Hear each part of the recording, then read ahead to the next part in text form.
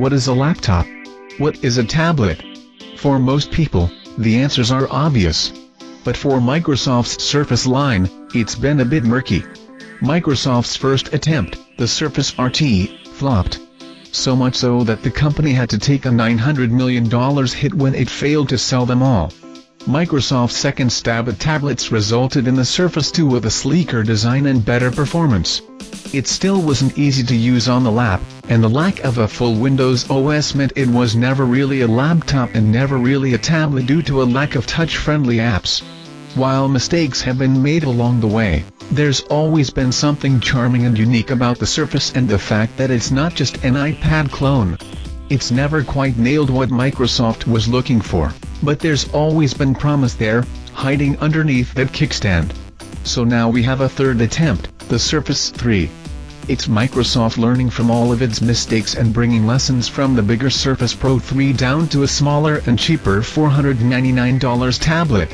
Because it finally uses a full version of Windows, you can now run all the full Windows apps you'd expect to use like Chrome, iTunes, and Photoshop. But is that enough? Is the third time the charm for Microsoft's tablet-laptop hybrid? When I first looked at the Surface 3, I honestly thought it was a Surface 2 from a year and a half ago. With the same silver matte aluminum finish, it still looks beautiful, modern, and premium. Dig a little deeper and you find some subtle but important changes. The Surface 3 is both thinner 87mm and lighter 137 pounds than its predecessor, and the dimensions have changed to make this more of a tablet than ever before. There's now a 10.8-inch display running at 1920 by 1280, which is slightly larger than the Surface 2, and a 3:2 aspect ratio finally makes it a lot more comfortable to use in portrait mode as a pure tablet. The display is bright and crisp and has great viewing angles. Surprisingly, I find the color reproduction is actually better than the Surface Pro 3, and the screen is brighter. As a tablet, the Surface 3 is still bigger, heavier, and thicker than the iPad Air 2, but you're also getting a whole lot more. There's a single USB 3.0 port, mini display port, headset jack, and a microSD slot underneath the hinge of the kickstand. They're not the only ports, though Microsoft has swapped its magnetic charging mechanism to micro USB, which means you can use a normal phone charger to juice up the Surface 3. It also doubles as a full-size USB port if you buy the necessary adapter. If you really want to have some fun, plug a micro USB cable into the full-size USB in the charging port, and watch the Surface 3 charge itself. It doesn't really, but in a quirky moment, Windows briefly says it's charging before realizing it can actually redefine the laws of physics. While the Surface RT and Surface 2 were difficult to use on your lap as a laptop thanks to the limited travel of their kickstands, the Surface 3 can work at 3 different angles. Disappointingly, it's not the same redesigned kickstand that the Surface Pro 3 uses, with a hinge to allow you to set it at any angle. On the Surface 3, the first angle is totally useless for the lap, and the second is only slightly better, but I found the third was the one I used the most. It's far from ideal, though, and I found myself longing for the adjustability of the Surface Pro 3. I use my laptop in weird positions a lot, with my legs crossed, on the floor of a trade show, in the back of a cab, and many other places. Usually I just move the screen back and forth to adjust the angle and rely on the sturdy base, but with the Surface 3 I found I had to adjust the way I was sitting instead. If you use it on a desk it's mostly fine, but it still becomes irritating if your desk doesn't work well with one of those 3 angles. Part of the lap use is eased by the introduction of a new type cover for the Surface 3. It's largely the same as the Surface Pro 3 version, just shrunk down for the 10-inch dimensions. It has new magnets that attach to both the bottom of the Surface and the screen, so it's a lot sturdier. This is a great change, and it really makes a big difference for lap use. It features a full keyboard that's backlit, and I enjoy typing away on it for brief periods of time. It's still nowhere near as nice as a real, full laptop keyboard, but it's close enough for me. Microsoft is clearly looking toward Windows 10 with the Surface 3, as the keyboard ditches the shortcuts for charms, settings, and other Windows 8 features for print screen, insert, and screen brightness controls. You'll need to buy a type cover separately for $129.99 as Microsoft still doesn't bundle the keyboard. While the trackpad has improved, it's still far too small. I complain about PC trackpads all the time, and I wish Microsoft and other OEMs would take note that they're simply not doing a good enough job. This is a primary input mechanism if you're using the Surface 3 as a laptop, and it spoils the experience if it misclicks or starts dragging files around randomly in File Explorer. A new way to interact with the Surface 3 is with a pen. While this has traditionally been part of Microsoft's Surface Pro offering, the same pen from the Surface Pro 3 now works with this cheaper model. It's functionally identical, and it's really accurate and natural to write notes in OneNote, or just draw something in fresh paint.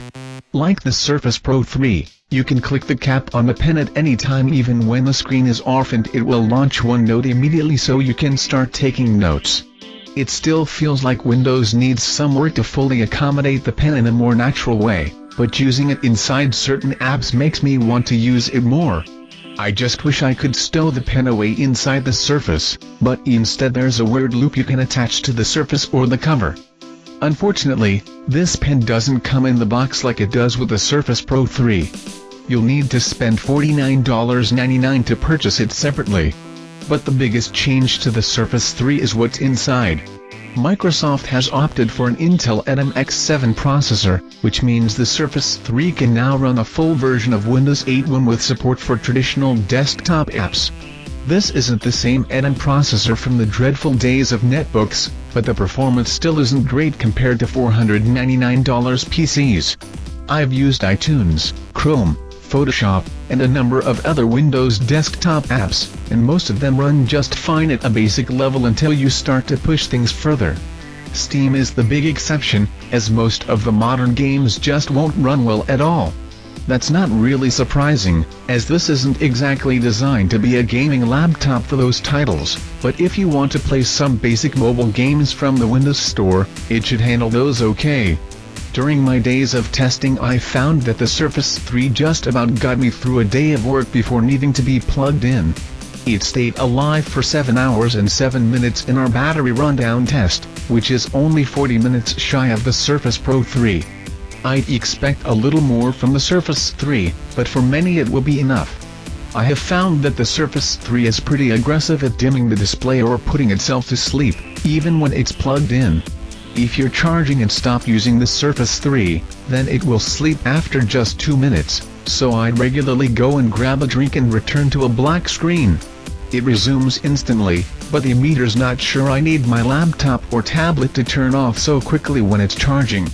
One of the irritating parts of the previous Surface models is the battery drain when it's not in use.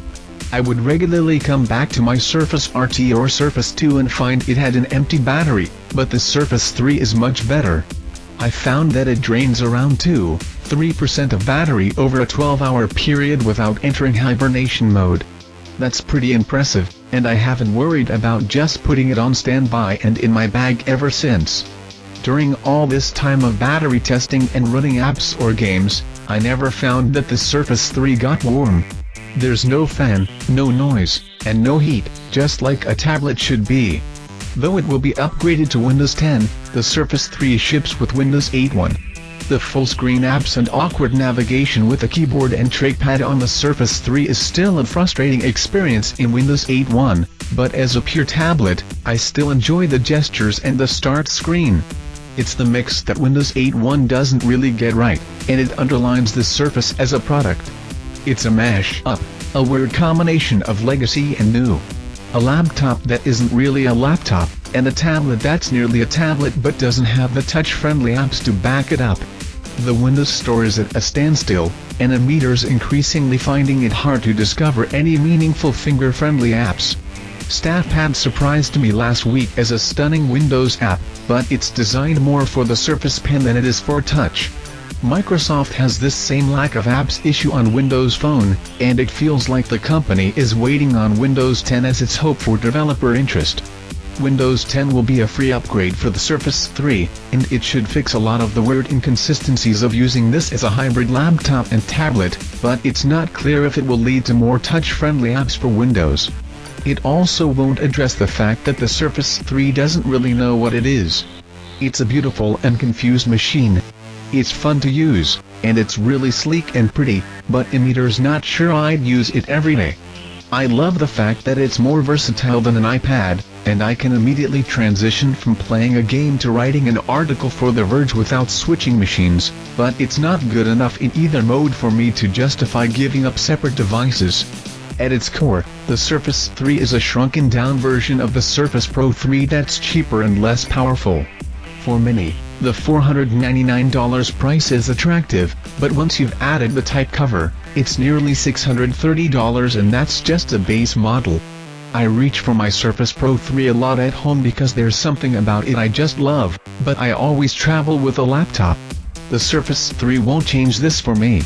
There ought to be a market for the Surface, because having the power of touch, keyboard, and pen in one single thin and light device is really compelling.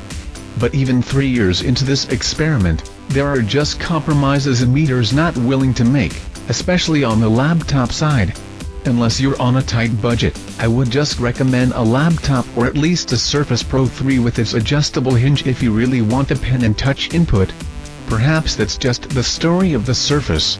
It's not the tablet that can replace your laptop so much as it's a tablet that wants to be a laptop, and maybe it's just time Microsoft made a Surface laptop. That's really what the Surface wants to be.